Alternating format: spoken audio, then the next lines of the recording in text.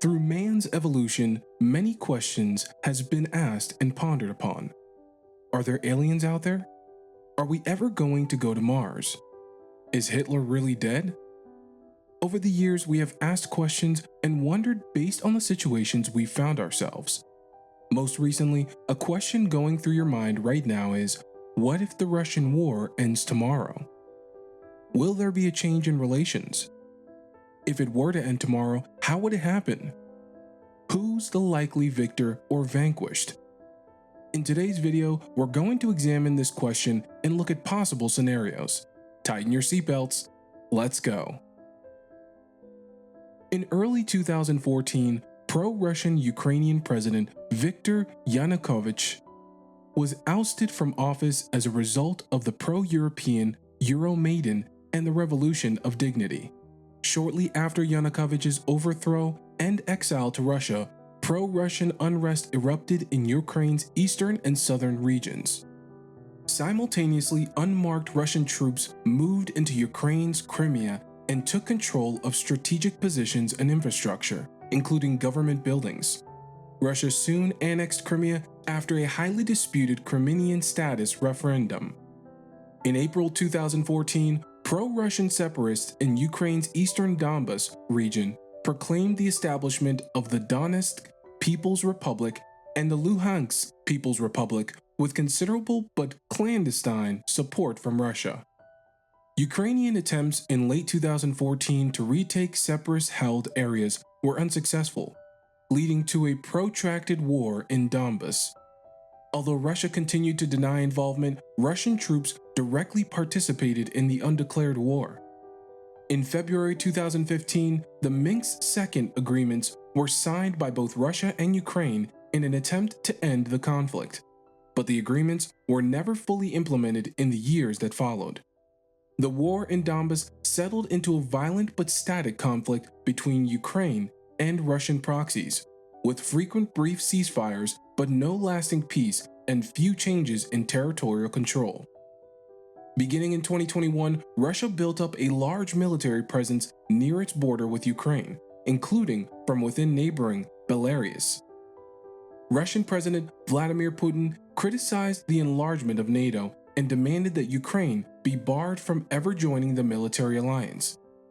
He also expressed irredentist views and questioned Ukraine's right to exist. On 21 February 2022, Russia officially recognized the Donetsk People's Republic and the Luhansk People's Republic as independent states. 3 days later, Putin announced a special military operation in Ukraine during a televised broadcast, marking the start of a full-scale invasion of Ukraine. The invasion was internationally condemned, leading to many countries to impose sanctions against Russia and ramping up existing sanctions. Russia abandoned an attempt to take Kyiv in early April 2022 amid fierce resistance. Ukrainian counter-offensives in the south and northeast have retaken significant areas since August. In late September, Russia announced its annexation of several parts of southern and eastern Ukraine, even though they were not fully occupied by Russian forces, drawing widespread condemnation. The ongoing full-scale war has resulted in a major refugee crisis and tens of thousands of deaths. With Russia's war in Ukraine in its 11th month, there is still no clear end to the carnage in sight. Tens of thousands of soldiers are dead or maimed. Entire cities have been reduced to twist piles of rubble. There have been allegations of torture and atrocities by Russian occupiers, and millions have become refugees. There are 5 possible scenarios that can make the Russian war end tomorrow. Let's look at them, shall we? In the fighting reaches of stalemate, there could be some negotiated temporary ceasefire between Russia and Ukraine, according to Seth Jones, the director of the Center of Strategic and International Studies, or CSIS, International Security Program.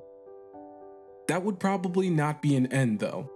That would be the state of active warfare declining, at least temporarily, and it becomes something closer to a frozen conflict that can heat up or cool down depending on the range of factors, he said. The two Chechen wars that took place in the 1990s, Russia negotiated a ceasefire in 1994, which ended the First War, but then restarted another war 3 years later and ramped up its onslaught. In this scenario, Russia could hope that the US and other Western countries lose interest in the conflict and in supporting Ukraine. It is possible that the war could end with a peace deal, though a settlement is difficult because of Russia's and Ukraine's different goals and what they both view as their rightful territory. While it's not clear what Putin would accept a peace deal as a success, he might settle for Russia taking parts of Donetsk, Luhansk, Zaporizhia, and Kherson Oblasts, which he could then frame as his intended goals. The more complicated question is what Ukraine would be willing to give up in any peace deal. Jones said it would be almost politically suicidal for any leader in Kyiv to give away any Ukrainian territory. When it began its unprovoked invasion of Ukraine, Russia's goal was to take over the country completely. It is important to note that Ukraine has already achieved a significant victory in preventing Russia from achieving that goal. Arguably, at least up to February 2022, the third most powerful military army in the world behind the US and the Chinese was the Russians. So they've already prevented a Russian blitzkrieg operation to take the capital, overthrow the government, and either integrate it into Russia or establish a puppet government. It is unlikely now that Russia would be able to turn the war around entirely and achieve its original aims. But it could accept a victory in the form of a peace deal, in which it takes more territory than it had before the invasion began. As long as Putin is at the country's helm, it would be very unlikely that Russian forces would retreat entirely. In Russia, bad things happen to rulers who lose wars. Mark Kansian, a retired U.S. Marine colonel and CSIS senior advisor, previously said. But despite Russia's strongman facing discontent at home due to rising war casualties, the partial mobilization of reservists, and an economy damaged by sanctions, he appears to show no signs of backing down.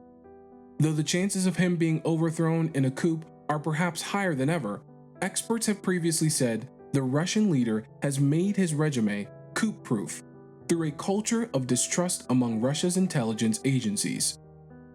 However, a total Russian retreat could be possible if Putin were to be ousted or die.